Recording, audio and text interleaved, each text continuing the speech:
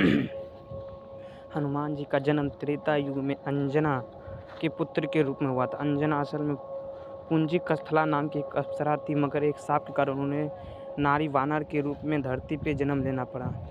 उस शाप का प्रभाव शिव के अंश को जन्म देने के बाद ही समाप्त होना था। अंजना केसरी की पत्नी थी। केसरी एक शक्तिशाली वानर थे जिन्होंने एक बार एक भयंकर हाथी को मारा था। उस हाथी ने कई बार असहाय साधु संतों को विभिन्न प्रकार से कष्ट पहुंचाया था। तभी से उनका नाम केसरी पड़ गया। केसरी का अर्थ होता है सिंह। उन्हें कुंजर सुदान के नाम से भी जाना जाता है। संक्षिप्त हनुमान कथा। केसरी के संग में अंजना ने भगवान शिव की बहुत कठोर तपस्या की, जिसके फलस्वरूप अंजना ने हनुमान को जन्म दिया। जिस समय अंजना शिव की आराधना कर रही थी, उसी समय अयोध्या नरेश दशरथ पुत्र प्राप्ति के लिए पुत्र कामना यज्ञ करवा रहे थे। फलस्वरूप उन्हें एक दिव्य फल प्राप्त हुआ, जिसे उनकी रानियों ने बराबर हिस्से में बांटकर ग्रहण किया। इसी के फलस्वरूप उन्हें राम, लक्ष्मण, भरत और शत्रुघ्न पुत्र रूप में प्राप्त हुआ।